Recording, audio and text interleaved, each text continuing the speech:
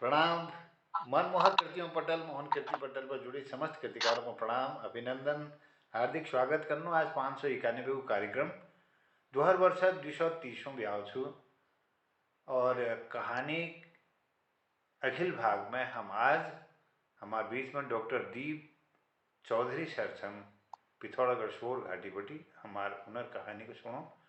हमार पटल पर देहरादून बटी आदरणीय गोपाल सिंह बिष्ट जी, जालंधर बटी आदरणीय ललित तिवारी जी, आदरणीय लता पंत जी हल्द्वानी बटी जुड़ी हुई छन और कृतिकार हमारे पटल पर फिर जुड़ते रहो। तो आज कार्यक्रम में शुरुआत में मैं डॉक्टर दीप चौधरी जी को सम्मान सहित आमंत्रित करूँ, उनको प्रणाम करूँ और आदरणीय गिरीश बिष्ट जी ले जोड़ के मोहन कृति पटल में आप मुझे बार बार निमंत्रण देते हैं और इसका मैं बहुत बहुत आपको धन्यवाद अदा करता हूँ। मैंने पहले भी कहा मेरा तो इतिहास विषय में ज्यादा दखलंदाजी होती है, फिर भी कभी कभी ऐसी आप लोगों के सानिध्य में रहने से उस कहानी की तरफ भी मेरा विचारधारा मुड़ गई। कहानी तो यद्यपि मैंने पहले लिखी थी, पब्लिश भी नहीं हुई है, लेकिन आज मुझे ऐसा लग रहा है कि ये सामने आ रही है तो ये पब्लिश के ही बराबर है। अच्छा, मैं एक बिल्ली की कहानी सुना रहा हूँ और बिल्ली बहुत बिल्कुल सत्य है। ये पशु प्रेम, मुझे भी बहुत पशुओं से प्रेम है, कुत्तों से भी और तुम्हारे बिल्लियों से भी। कई बार पाले भी, कई बार मर भी गए, कई बार नहीं भी पाले, कभी कभी लगता है कि बेकार है। यहाँ पर मैं एक ऐसी बिल्ली की कहानी सुना रहा हूँ। उसका मैं शुरुआत ऐसे कर रहा हूँ। माँ तो माँ है, चाहे वो किसी भी प्राणी की हो। हमारे घर में एक बिल्ली थी, बच्चे उसके साथ बहुत खेल करते थे और बच्चों ने उसका नाम सुनीता रखा था। बिल्ली कहाँ से आई यह किसी को पता नहीं, क्योंकि बिल्ली तो एक स्थान से दूसरे स्थान में अपना घर परिवर्तन करते रहती है। लेकिन वह जो बिल्ली थी हमारे मोहल्ले के 3-4 घरों में बड़े शान और ठाठ से रहती थी। मेरी माँ उसको शाम के समय में घी चुपड़ी रोटी और एक कटोरी में दूध जरूर देती थी। इस वजह से वो हमारे घर में आती थी, नुकसान नहीं करती थी। और मेरे एक चचेरे भाई हैं, उनमें उनकी पत्नी यानी मेरी भाभी जो है वो भी उसको दूध रोटी देती थी। बच्चे भी स्कूल से आकर सुनीता सुनीता कहकर उसको पकड़ने के लिए आपस में खींचातानी करते थे और वह भी किसी को कोई चिंगोटी वगैरह चिंकाटी वगैरह नहीं लगाती थी। वह वैसे बड़ी थी स्वाभिमानी, मुफ्त में किसी का नहीं खाती थी, बदले में सभी घरों में चूहों की ऐसी तैसी कर देती। हमारे घरों में जो चूहे आ जाते थे वो चूहों को बिल्कुल नहीं आने देती थी। अपना दिन का भोजन वो चूहे मार कर ही कर लेती थी। यदि कभी चूहे चूहेदानी में नहीं पड़ते थे तो उनसे खेल भी कर लिया करती थी। बिल्ली का एक किस्सा ही है कि चूहे की जान जा रही है और चूहा बिल्ली जो है उससे बल्ली खिलाई करती थी।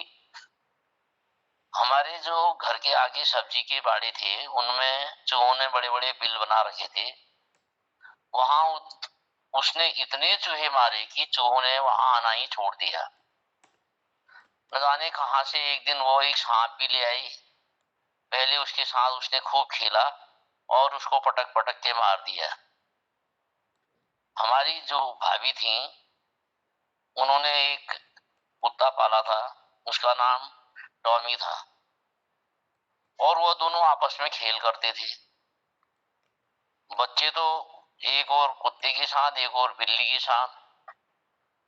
स्कूल से आके बच्चे बिल्कुल उन खाना और अपना बस्ता वस्ता भूल करके भी उन दोनों प्राणियों से खेलते थे।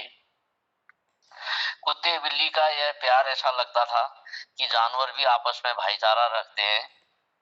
क्योंकि हम तो देखते हैं मनुष्य तो आपस में लड़ता रहता है, लेकिन वह जो है बड़े स्नेह प्रेम से वहां पर, क्योंकि अगल बगल घर थे, तो एक दूसरे के साथ झगड़ा भी करते थे, लड़ते भी थे। अब कुछ दिनों में बिल्ली जो है युवा हो गई। अब कुछ दिनों मैंने ऐसा देखा उसको कि वो अपने ढड़वा बिल्ली के साथ डेटिंग पर भी जा रही थी। फिर 2-3 माह बाद मैंने देखा कि वह गर्भवती सी लग रही थी। कुछ दिनों बाद उसने 3 छोटे छोटे प्यारे बिल्ली के बच्चे जने। जब वह बिल्ली के बच्चे जने तो मेरी माताजी जो है उसको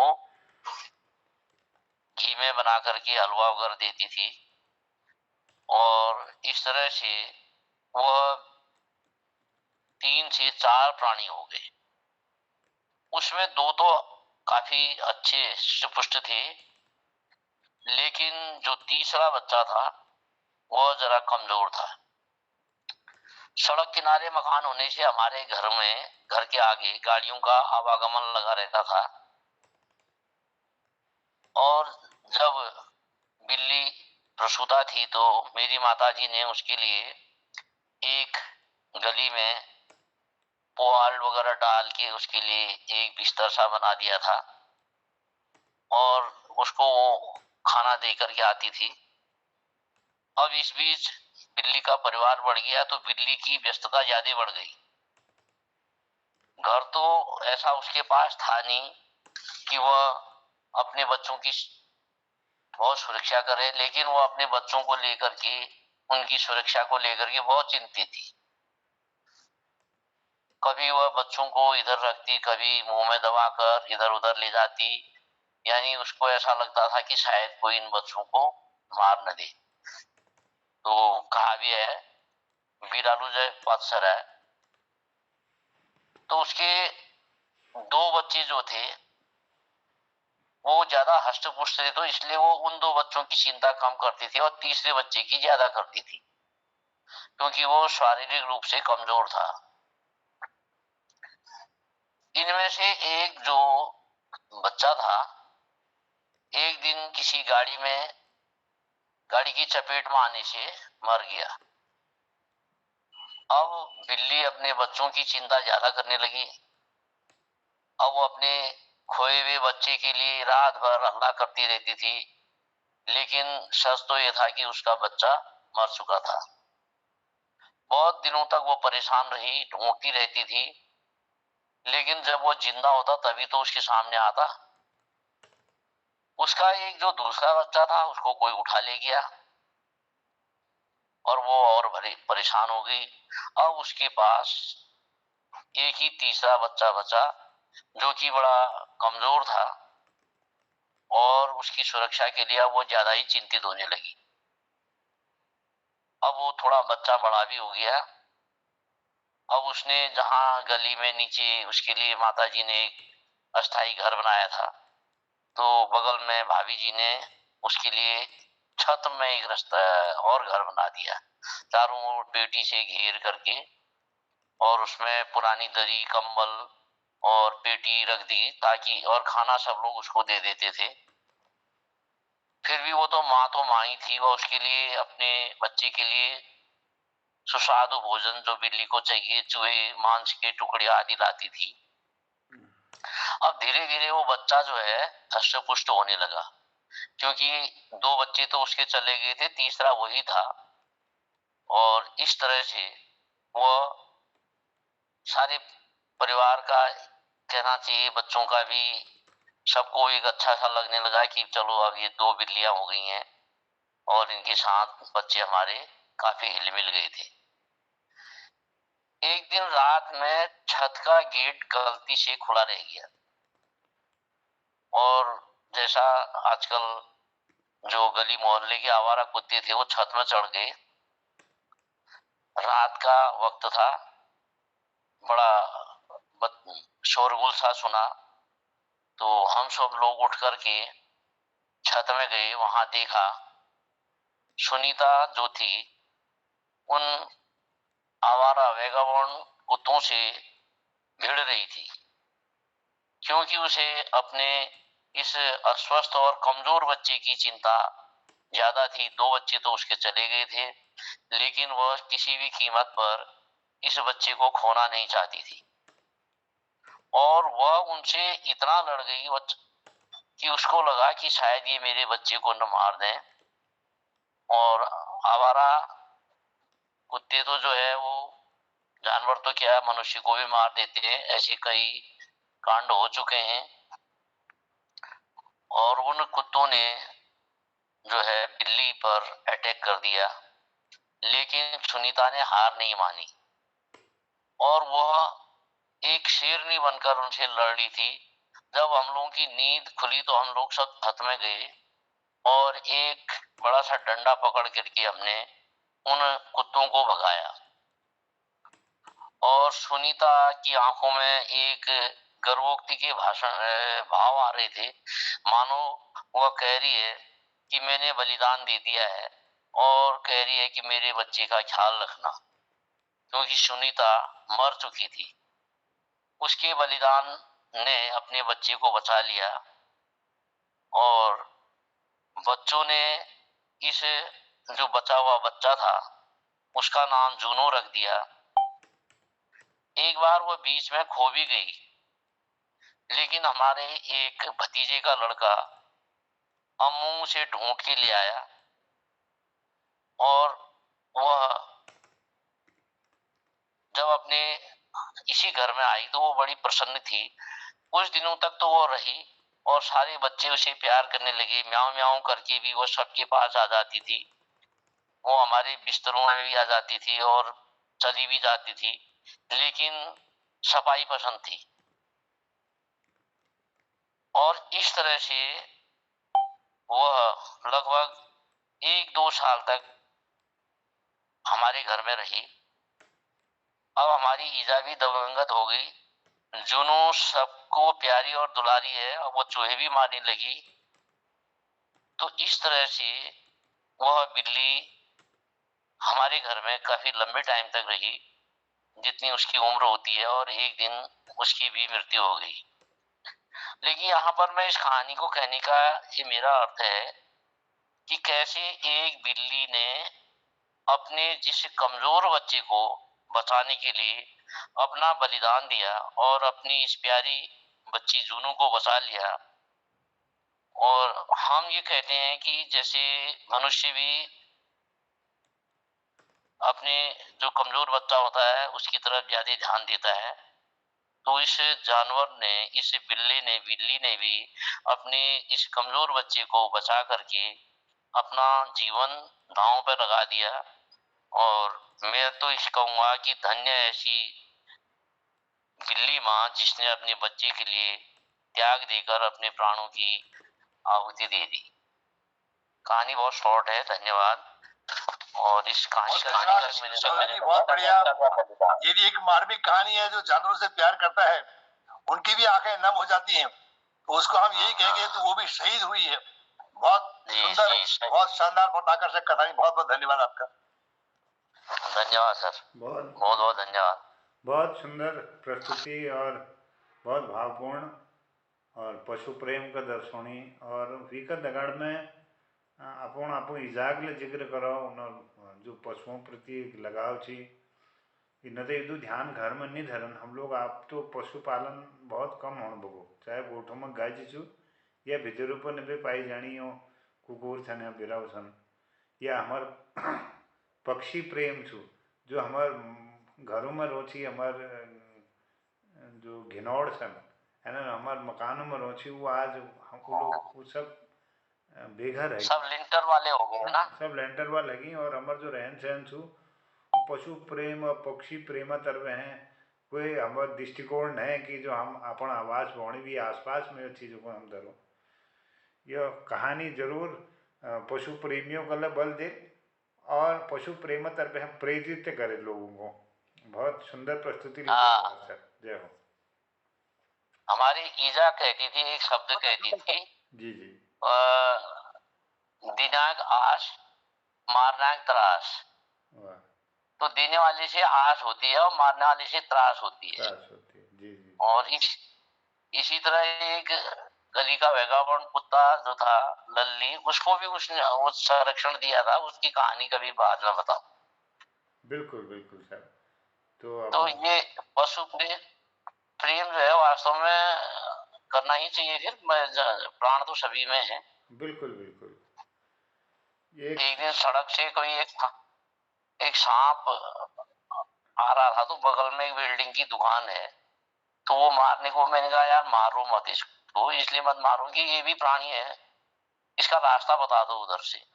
तो मैंने एक डंडे से उसको जो है नाली की ओर को गया, तो धीरे धीरे वो उधर को जाने लगा। तो अब वो कहने लगे अरे आप तो जो है क्या कहते हैं, सांपों को भी मारना नहीं चाहते हैं। मैंने कहा क्यों मारा जाए फिर सांप को भी? बिगाड़ा क्या उसने हमारा? कुछ तो बिगाड़ा नहीं ना उसने। वो तो हमारे मतलब किसानों का मित्र है, उस चूहों को खाता है ना? उसे देख फायदा ही करता है, वो कोई नुकसान नहीं करता। जब तक हम उसको चोटिल नहीं करेंगे, कभी कोई उसको परेशान नहीं करेंगे तो कुछ नहीं करता। ये तो प्रकृति में हर जीव अपने जीवन के लिए संघर्ष करता है। चलिए बहुत सुंदर बात। उमेश पांडे जी को मैं प्रणाम कर लूँ, उन्होंने उपस्थिति। धन्यवाद। जय हो। गिरीश बिष्ट जी को प्रणाम कर लूँ।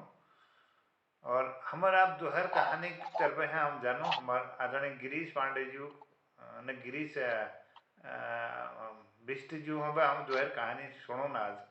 और उमेश पांडे जी के लिए हम कहानी सुनाने छो, उन्होंने जबले आपको आदेश करा।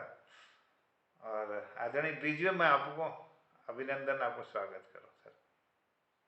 मैं तो खाली एक हनुमान जी पूछ मैं थोड़ा सा लिख रहा हो कभी सुनो। अब जब आप दिला ना अल्लाह ये एक बात करनो, आपको तैयार करो तब तक सर। हम बात आपको नमस्कार, स्वागत जी नमस्कार, पांडे जी नमस्कार, और जो तो उपस्थित सब भाई बहनों भाइयों को नमस्कार, बहनी से नमस्कार। पहली जगह अध्यक्ष अपने कहानी सुन है। पहली मैं जरा हंसने बातें करना चाहूँ, क्योंकि मेरी आदत है ऐसे कि घर में जाओ, बिहार जाओ, कि रिश्तेदारी में जाओ, जाते एक चुटकुल सुना देना। तो एक बार तुम जानते हो पहाड़ों में हर प्राथमिक स्कूल, मिडिल स्कूल या हाई स्कूल में साल में 2 बार सब डिप्टी इंस्पेक्टर निरीक्षण कराना जी उन्हें सन आइले हुनर निरीक्षण करने तक वो स्कूल नन पढ़ाई मानक अंदाज नहीं लेनी। सब डिप्टी साहब नना कोणी तू बटी कोई नन बता सकते कि दूध के दही में बदलने लीजिए कोई जीवाणु भी नाम बता सकता। जो दूध के दही में कन्वर्ट करूं वो जीवाणु नाम बदल सकता। तो एक लॉडल लंबा हाथ ठाड़ कराओ और जवाब दे। लेकिन आप खड़कुशी खड़कुड़ावा साहब, पहले तो तुम्हारी सवाल बिल्कुल गलत। डिप्टी साहब हथरा से पड़ गए। बिल्कुल खीरा कोड़ा असल में दूध के दही में बदलने लीजिए जो चीज है ये जीवाणु निकुन जमोड़ को नहीं जमोड़। धन्यवाद।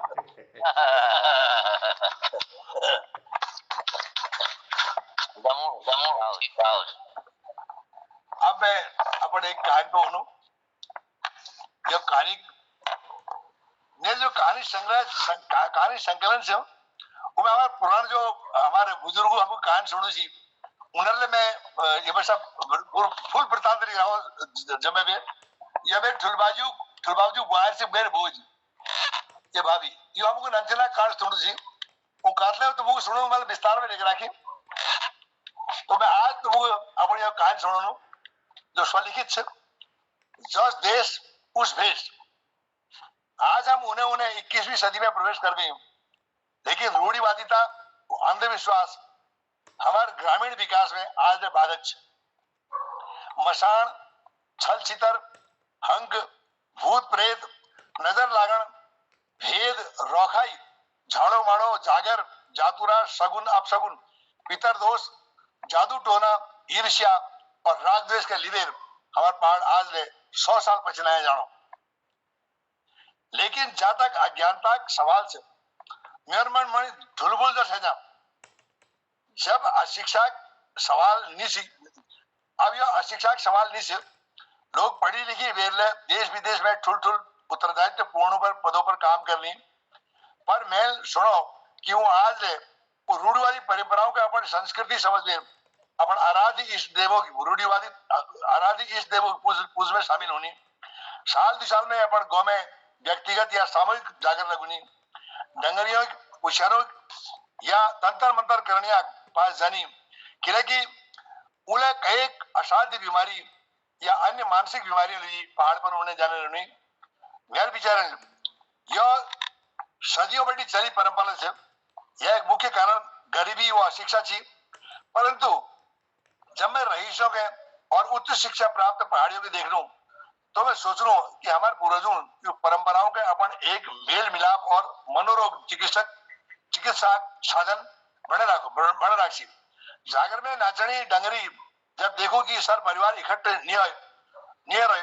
तो करार दीजियो यह कहे कि सभी सहकारों के हाजिर होने चाहिए तब तुम्हारे भोले सकूं मेरे हिसाब से वास्तव में अगर सर परिवार या गांव में आपस में प्रेम हो तो सर्दियां उस सब इकट्ठे हॉल और नाराज जतले खुश है डगरी केल के इस बात बते जल चेल सर परिवार गांव विश्वासी जल यह प्रकार मानसिक उपचार हमको खुशी प्रदान करूं और जहाँ प्रसन्नता है वहां दुख ले बीमारी ले अभी छुटकारा मिल जाओ जहां तक डंगरिया के सवाल से उन्हें आजीविका के साधन से हमारे एक पूर्व मुख्यमंत्री जो एक सभा में कह गई बल कि दास और डंगरी पूछा लीजिए पेंशन प्रावधान होना चाहिए ठीक है भाई अब एकदम पुराने रीति रिवाज प्रथा परंपराओं लोक विश्वासों जीवन मूल्यों आचार विचार और लोक जीवन गतिविधियों पर विराम लगोड़ने बड़ा मुश्किल से आज ले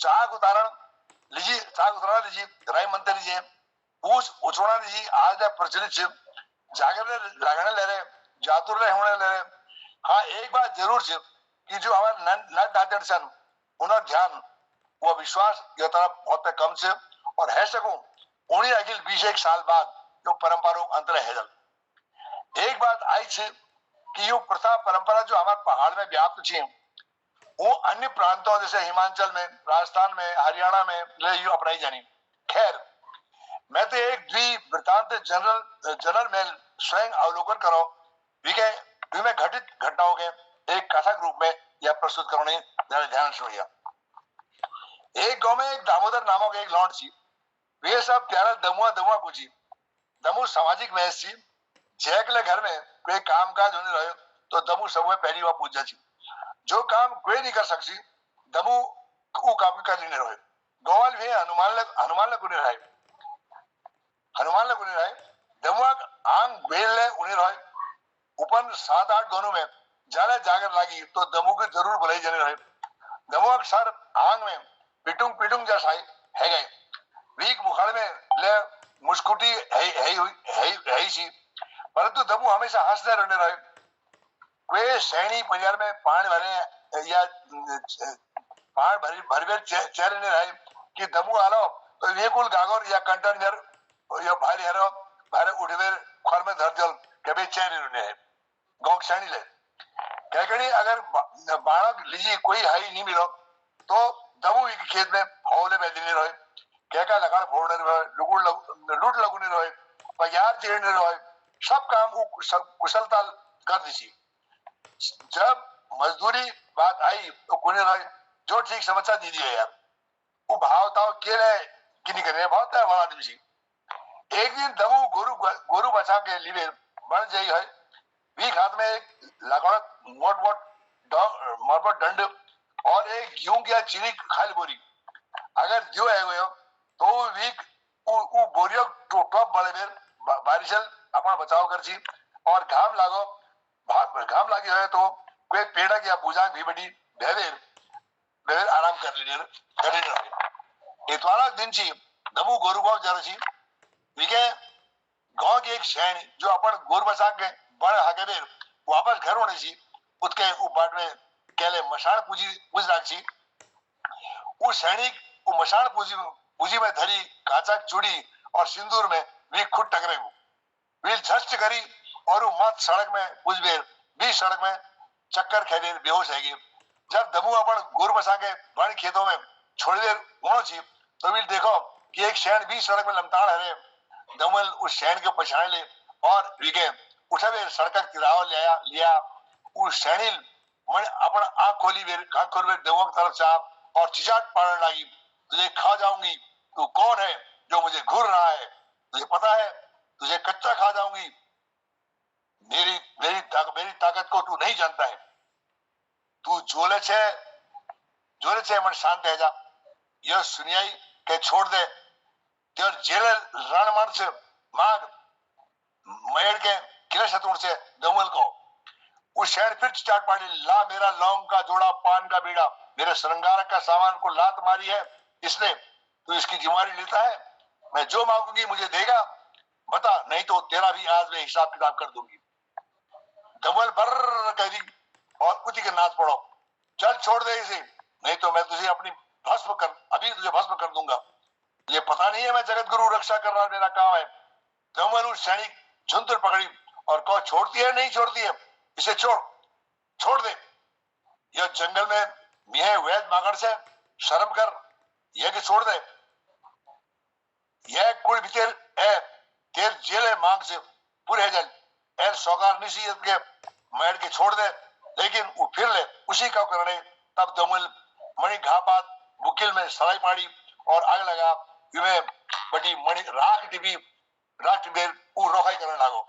अब वो रोखाई में कौन, ओम नमो बभूत, माता बभूत, पिता बभूत, तीन लोक तारणी, सकल दोष निवारणी, चढ़े बभूत न चढ़े हाउ, रक्षा करे गुरु गोरख, चढ़े बभूत तीन लोक को, चार वेद को, उपदेव को, का कोच है कदिक है तुझे महादेव की यान, धारक से तुझे गोरखनाथ की यान, गहरा गजार को छे या सेरा शिवार को छे, सवा से खिचड़ी धुला तेरी राणा धुला, तेरी अपने गुरु की आन, भली का छाणी पूज पाठोले, भली के निजले सादी मठो पठोलाओ, गुरुमुखी हले भली के जाले, सवा से खिचड़ी खाले, जा जा जा बे आचे उती जा, तुझे महादेव की आन, गुरु गयानी नाथ जी की आन, गुरु गोरखनाथ जी की आन, इस पिंड के ऊपर छाया सदगुरु सदगुरु सदगुरु, वो राग मेड़ी खर में लगाते ही उस शैन होश में आए दमक सामने ठाड़ेगे।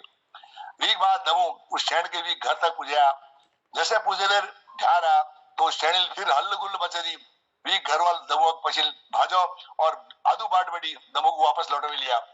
दमल देखो कि उता को शैनिल और ले विकराल रूप धारण कर ले और कुल भीतर झरकड़ फेंगे। दमल भी घर वालों को बता कि तुम एक थाई में धूप बत्ती ले आओ, एक आरती करो और यह कहो ये तू चाचे उसे हम करूं, भी घर वाला वेद करो कि तू भूतन शांत है, दमू है मेल पूछो, अरे दमदा यार क्या हाल सी हमारे शंकरिया घरवाई, वील जवाब दे सब वीक रणमान दिए, एक भागोर मारो, रात 12 बजी मशान पूजी है, अब वो सब ठीक ठाक से शंकरिया सैनिक अब छाएगी।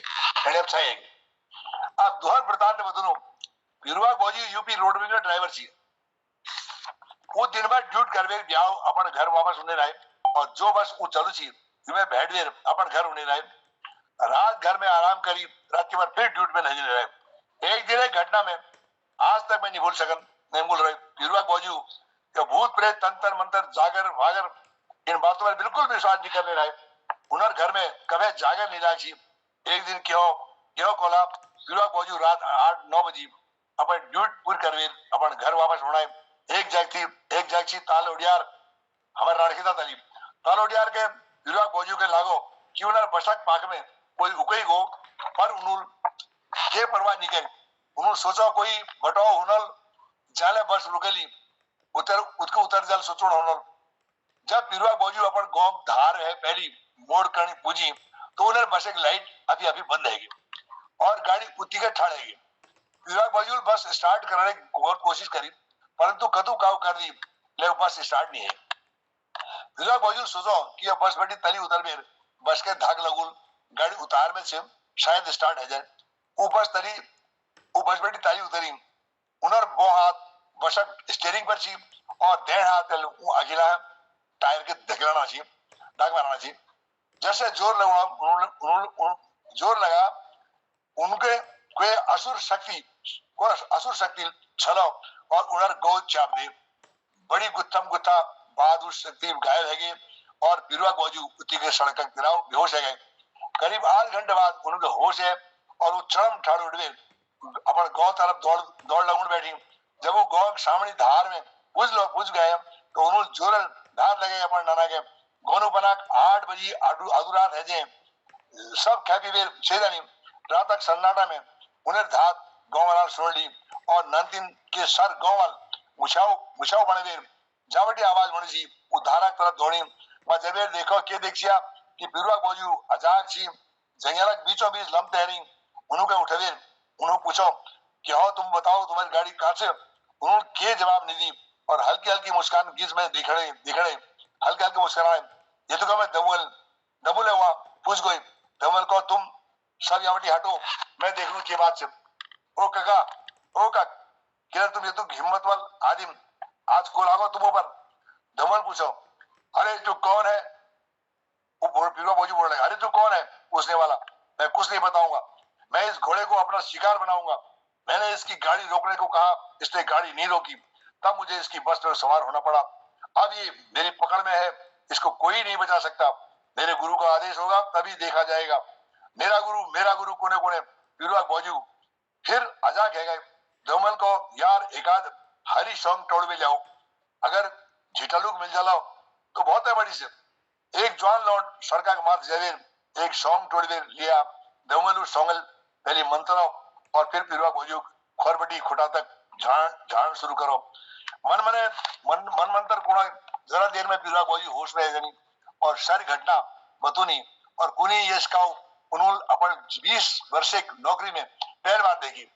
उन्होंने बताया कि यह धार पलतरा मेरी गाड़ी खड़ी थी। उन्होंने गाड़ी सारी बात बताई सब गाड़ी में बैठी और गांव में आ गए।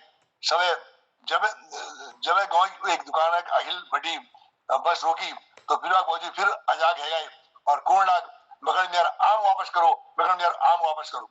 दमल को अरे तू कौन है साफ साफ बता नहीं तो मैं आज तेरा हाल बिगाड़ दूंगा। दमू नाच पड़ा और पीरुआ बाजू फरक भाव पकड़ में साफ साफ बता तू कोच है गाड़ के में एर से या तिथाड़ बटी छलछतर से मशान से मैं सोचा गुरु पूर्ण न्याय करूं मैं चमड़ खान का बेल हूं किले त्यार हमूल क्या करण से आमूल क्या करण से कोची आम काची आम कासाम खल शरण से मेरे आम मुझे दे दो मैं इसे छोड़ दूंगा। मेरे पेड़ के आम खाने वाला आज तक कोई जिंदा नहीं बचा लाओ मेरे आम मुझे दे दो।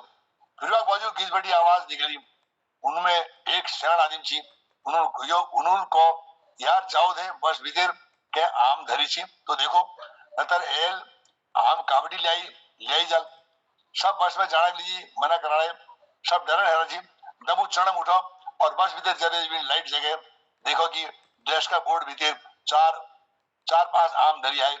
दमल सब आम उठाई और वही गांव काक बड़ी एक गधर छी घर में खेड़ा अरे को जा तेरे आम मैंने तेरे घर भेज दिए अब छोड़ दे इस घोड़े को अब तंग मत करना जा अपने राज्य में जा मैं जा रहा हूँ गुरु सबको बता देना मेरे आम जो भी घर ले जाएगा मैं उसका विनाश कर दूंगा। मैं उस आम के पेड़ का मालिक हूँ मुझे एक राजा ने मारकर उस आम के पेड़ पर लटका दिया था तब से मैं उस पेड़ के आमों को देखभाल करता हूँ। अच्छा मैं जा रहा हूँ। पीरुआ बाजू ये तो कभी साधारण आदमियों की चार बात करने लगी तब उन्होंने पूछो वो आम काबटी खरीदी तब उन्होंने बता मैं जब अपन घर होना चाहिए तो बट में मैं एक आमक पेड़ देखो वो पेड़ा अमूल लदी रची मैं गाड़ी रोक दे जतु तक मेरे हाथ पूछी मैं 4-5 दान तोड़ दी मगर क्या बात यो आमुक चक्कर में मेरी ये हालत है जाए। आज मैं एक त्योहार ले एक शिव में ज्यादा उनको बोल पढ़ दूं बहुत लंबी कहानी जाए टाइम ज्यादा है तो बाकी में लास्ट में पढ़ दिया त्योहार जो नर्स उसे के नाम को नहीं सोपान से एक मैं बोल पढ़ दूं बहुत यह हमारे गांव में अच्छी चली और ये एक जो के नाम को नहीं अंत से मैं बाद में उनको बतूं। बहुत बहुत धन्यवाद आपको ने समझ गया बात धन्यवाद बहुत आभार बहुत धन्यवाद आदरणीय विष्णु जो हमार लोक मान्यता हमारे पर्वतीय जीवन में लोगों का पूर्ण अनुभूति छू ये परालौकिक शक्तियों सामना कहीं है ही छू और उन्हें अनुभव छू अपन ये बात ये कहानी में धरी और अखिला फिर हम एक सुनो। बहुत आभार, बहुत धन्यवाद सुंदर प्रस्तुति के लिए। विष्णु जी बहुत बहुत, आपने तो रोमांच और थ्रिल पैदा कर दिया। ये तो आपने एक पिक्चर देखी थी 20 साल बाद करके, तो बिल्कुल वैसा ही आपने मंजर पैदा कर दिया। जैसा सच्ची बात है, ये सच बात है। कोई घटना है, दोनों 3 घटना है, तीसरी घटना मैं कल बताऊंगा। घटनाएं तो होती है, मेरे साथ खुद भी हुई है। मतलब ये ऐसी घटना हुई मेरे साथ भी। मैं एक बार नैनीताल से हम गेठिया रहते थे, पैदल आ रहा था। कोई 12 बजे मैंने सामान, नैनीताल में कोई गाड़ी आई, वो लेट आ गई, सीमेंट की, बाबू का ठेका था।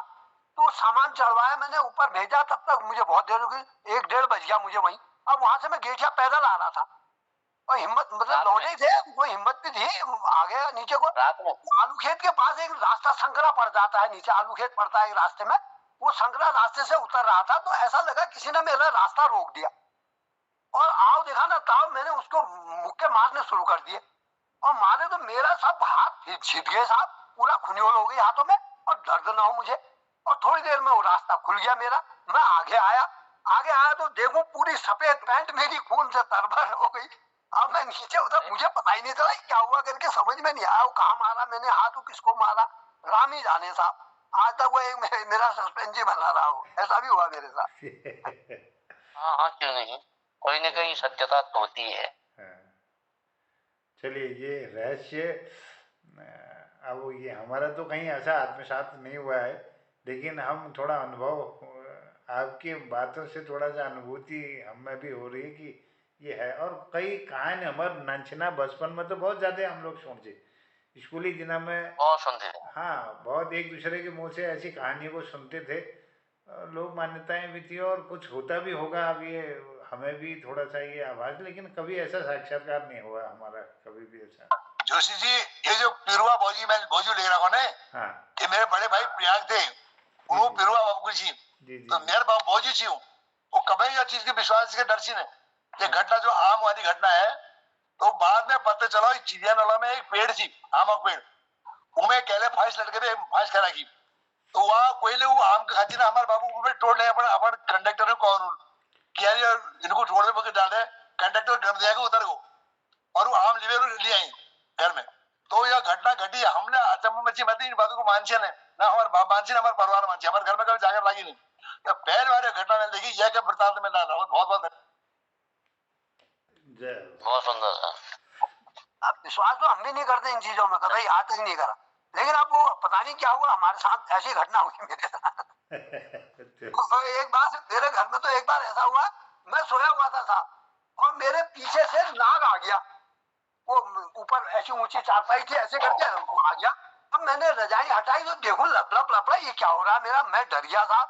अब मैंने मुंह ढका और मैं नीचे नीचे खसक आया साहब ऐसे।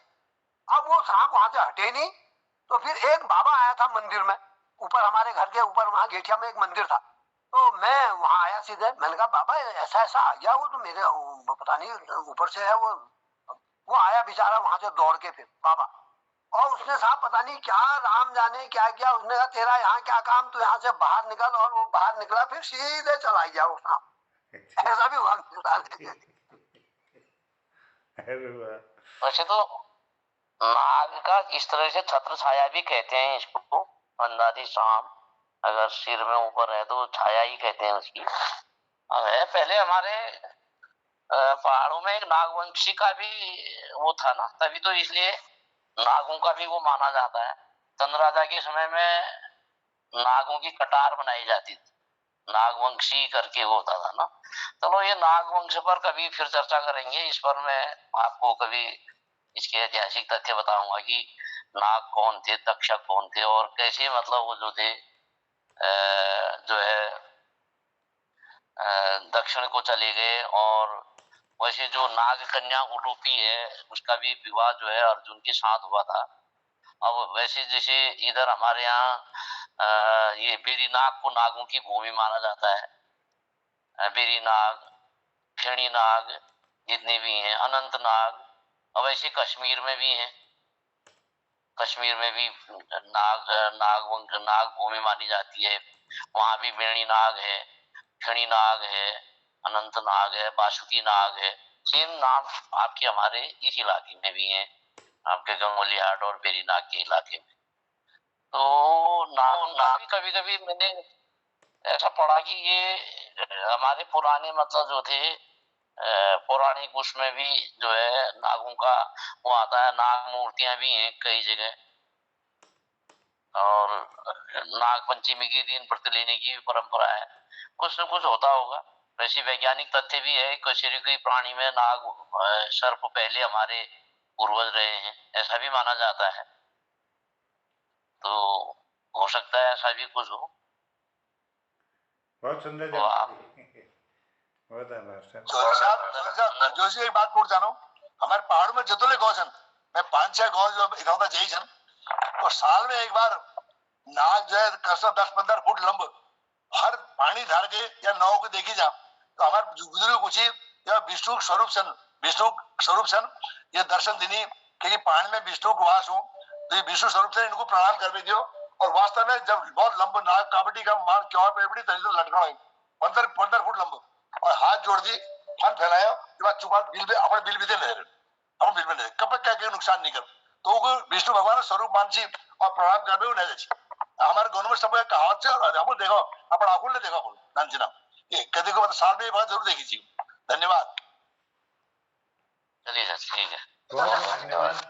और आदरणीय उमेश जो हमें निवेदन कर सकूं सर, आप तो बहुत टाइम होगा, 8 बज गए, आप बोल 8:05 है वो, चलो वो फिर आप कहानी का हम जरूर सुनो, और डॉक्टर दीप चौधरी जी को, आदरणीय विष्ट जी को, लता पंत जी ले जुड़ी छन उनको हम सुनन भो, तो सब लोगों में आप व्यक्त करते हुए ललित हमारे सांप है ना, ये चंदन के पेड़ पे लिपटे रहते हैं ज्यादातर, हाँ थोड़े बहुत, हाँ उसका वो माना जाता है।